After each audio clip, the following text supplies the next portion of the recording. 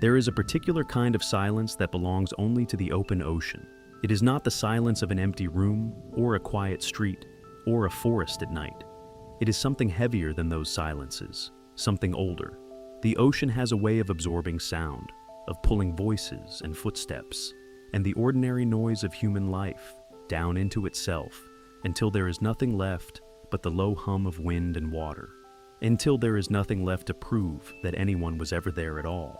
On the morning of January 8, 2003, an Australian patrol aircraft was flying a routine route over the Timor Sea, roughly 80 nautical miles east of a remote reef system called the Rowley Shoals. The waters there are clear and extraordinarily deep. They are also extraordinarily empty. Almost nothing passes through that part of the ocean. There are no major shipping lanes nearby, no major fishing grounds, no reason, under normal circumstances, for a vessel to be drifting alone in those waters without a destination. And yet, there it was. The crew of the patrol aircraft saw it from altitude first. A small vessel, maybe 20 meters long, sitting almost perfectly still on the surface of the water. No movement on deck, no signal flags, no response to radio contact. Just a boat, floating in a part of the ocean where boats had no particular reason to be. They reported what they saw, and a boarding party was dispatched. What they found when they climbed aboard would take weeks to begin to understand, and, in certain important ways, would never be understood at all. The vessel was called the High Aim 6. It was a Taiwanese longliner, a commercial fishing boat built for extended deep-sea operations, capable of spending months at a time far from port. It had left the small island of Liuqiu in the south of Taiwan on October 31st, 2002. On board were 12 men, a Taiwanese captain named Chen Tai Cheng, a Taiwanese engineer named Lin Chung Li, and 10 Indonesian crewmen whose names and faces had been logged into the ship's registry before departure. By any reasonable standard, the High Aim 6 was a working vessel in the middle of a working voyage. It had fuel, it had provisions, it had a functional engine, which was, in fact, still running when the boarding party climbed over the rail and set foot on the deck. The tanks were not empty. The hold was not flooded. The weather in the area had been calm. There had been no distress call. No emergency beacon had been activated. No debris field had been spotted. No sign of fire or collision or any of the ordinary catastrophes that take ships in the night. Everything was exactly as it should have been, except for one thing. There was no one on board. The crew's personal belongings were still in their bunks. Clothing, small valuables, the private and ordinary things that people carry with them when they go to sea for months at a time. All of it was still there, exactly where it had been left. The hold was full of fish, rotting fish by now, because the catch had been sitting unrefrigerated for what investigators would later determine to be somewhere between 5 and 10 weeks. Long enough for the smell alone to announce the ship's abandonment before anyone had even opened the hatch. The engine was running. The food was there. The belongings were there. The men were not. Australian authorities contacted the ship's owner, a Taiwanese woman named Tsai Huang Shui Er. She told investigators that she had last spoken with Captain Chen in December of 2002, several weeks before the ship was discovered. The conversation had been routine. There had been nothing unusual in his voice, nothing that suggested anything was wrong. And then, silence. She had heard nothing since. No distress. No explanation. No goodbye. Investigators began the slow, painstaking work of trying to reconstruct what had happened aboard the High Aim 6 in the weeks between that last phone call and the moment the patrol aircraft spotted the drifting vessel from the air. What they would eventually piece together was darker than most of them had expected, and in the end, it would raise more questions than it answered. The investigation into the disappearance of the High Aim 6 moved slowly, as investigations at sea often do. The ocean does not preserve evidence the way that land does. There are no footprints, no tire tracks, no neighbors who heard something in the night.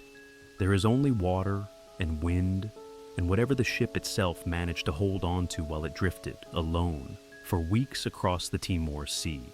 And what the High Aim 6 had held on to, the belongings, the provisions, the quietly rotting catch in the hold, told investigators very little about what had actually happened to the people who should have been aboard. The ship was registered in Taiwan and flew under an Indonesian flag, a common arrangement in the international fishing industry. The crew had been hired through brokers in Indonesia, men brought aboard for a voyage that was supposed to last several months and return them home with wages for their families. That was the arrangement.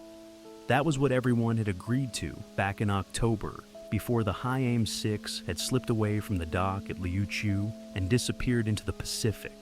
Investigators from both Taiwan and Australia began trying to trace the crew. Of the 12 men who had left port that October, only one could be located. He was an Indonesian national, one of the crewmen who had been hired for the voyage. Authorities found him through his mobile phone records, a trail of signals that placed him back on Indonesian soil sometime in late December or early January. Weeks before the ship itself was discovered, he had made it home. The others had not, or at least could not be found. He was brought in for questioning. What he told investigators was simple and brutal, and left almost as many questions as it answered. He said there had been a mutiny. At some point during the voyage, he was vague about exactly when, and investigators would later note that his account shifted in certain details over multiple interviews. Tensions on board the High Aim 6 had reached a breaking point. He did not explain fully what had caused those tensions. The fishing industry is a hard world. Long voyages in close quarters, far from home, in difficult conditions, can do things to people that are not always easy to explain later. Whatever the cause, what happened next was not in dispute, at least not in its broad outline. The captain, Chen Tai Cheng, was killed. The engineer, Lin Chung Li, was also killed. The surviving crewmen, however many of them remained, then abandoned the vessel and made their way back to shore by means that were never fully documented. Small boats, perhaps, other vessels encountered at sea. The specifics of how 10 men crossed hundreds of miles of open ocean after committing murder on a commercial fishing boat were never clearly established. What was established was that they did somehow manage it, and that by the time the High Aim 6 was found drifting with its engine running and its hold full of rotting fish, the men who had been aboard it were scattered, or hidden, or dead themselves, in ways that no investigation ever completely untangled. Only one man spoke, and he said only enough to confirm that something terrible had happened, and to leave almost everything else to the imagination. The bodies of Captain Chen and Engineer Lin were never recovered. No one else was ever charged. No one else was ever found. There is a word that investigators use in cases like this one, when the evidence runs out before the answers do. The word is inexplicable. It does not mean that nothing happened. It does not mean that there is no explanation. It means simply that the explanation that exists, the partial, incomplete, fragmentary account that survived, is not enough. Not enough to explain everything. Not enough to close every open door. Not enough to satisfy the part of the human mind that needs, fundamentally, to know how a story ends. The case of the High Aim 6 was declared, in its official summary, to be a case of murder, followed by the flight of the remaining crew. That much, at least, was supported by the available evidence. 2 men had died. 1 man had confessed in broad terms to knowing what had happened to them. The ship had been left behind, deliberately abandoned, the engine running, the personal belongings still in the bunks, because the men who left had either been in too much of a hurry or too frightened or simply too exhausted by whatever had happened in those final days to gather what was theirs before they went. But the official summary left many things unsaid. It did not explain what had caused the mutiny. Investigators speculated, underpayment perhaps, or poor conditions, or some specific grievance that had built slowly over the weeks at sea until it finally broke through the surface. The fishing industry in that part of the world has a long and difficult history of labor disputes, of migrant workers brought aboard under agreements that were not always honored, of men who found themselves far from home with fewer protections than they had been promised. None of that excuses what happened on the High Aim 6, but it may help to explain how 12 men who had each agreed individually to make a voyage together could find themselves weeks later in a situation that ended in violence. It did not explain how the surviving crewmen reached shore. The High Aim 6 was found 80 nautical miles from the nearest reef system, and much farther than that from any populated coastline. For men to have left that vessel and reached land alive, they would have needed another vessel, a chance encounter, a prearranged pickup, something. The ocean in that area is not a busy place. The odds of stumbling upon another ship by accident are not favorable. And yet, apparently, they did. Because they were gone, and some of them at least had reached Indonesia alive. It did not explain the silence. That is perhaps the strangest part of all of this. Not the murder, as terrible as that was, but the weeks of silence that followed it. The High Aim 6 had drifted alone through the Timor Sea for somewhere between 5 and 10 weeks before anyone noticed it. 5 to 10 weeks of calm water, clear skies, a boat with a working engine going nowhere in particular, while somewhere on the other side of the ocean, a woman was trying to reach her captain by phone and getting no answer, while somewhere else families were waiting for crewmen who would not be coming home, or who had already come home and said nothing, or who were still out there somewhere in the ordinary world, living ordinary lives, carrying the weight of what had happened on the water. No official investigation ever fully closed the case. The Indonesian crewman who spoke was never charged with a crime. The others were never identified, or located, or brought in for questioning. The captain and the engineer were never buried, because there was nothing left of them to bury. The High Aim 6 itself was eventually scrapped, the last physical remnant of what had happened out there on the Timor Sea, dismantled and repurposed, as old ships always are, until nothing remained to mark the fact that it had ever existed. Only the questions remained. There are certain stories that stay with you not because of their violence, or their mystery, or even their strangeness, but because of the particular shape of the silence they leave behind. The High Aim 6 is one of those stories.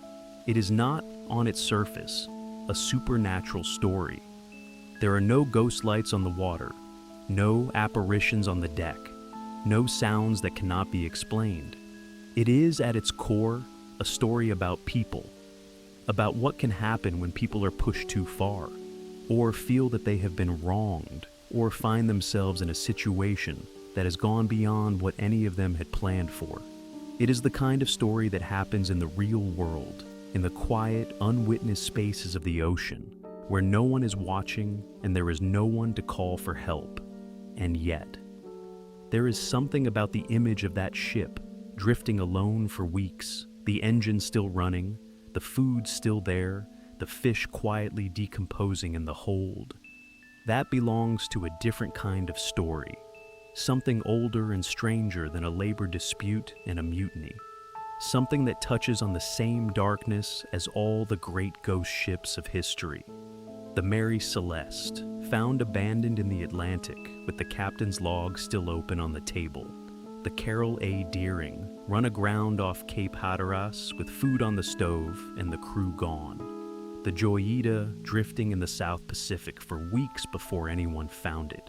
Ships that simply ceased one day to have people on them, and that continued in their absence to float and drift and wait the way ships do, as if they had not yet received the news that they had been abandoned. The High Aim 6 waited for 5 to 10 weeks, long enough for the fish to rot, long enough for the engine to burn through most of its fuel, long enough for a patrol aircraft to spot it from altitude and send a boarding party to climb over the rail and find nothing but the silence and the smell. The man who confessed is still alive, somewhere. If the investigators who spoke with him were correct about his account, and there is no guarantee that they were, because his account shifted, and people who have been involved in violence at sea are not always reliable narrators of their own experience, then he knows what happened. He knows how the mutiny began. He knows what was said and what was done, and how it ended. He knows how the survivors got off the boat and where they went and what lives they have been living in the years since. He has never, as far as the public record shows, said anything more than he said in those initial interviews, and no one has been able to compel him to say more.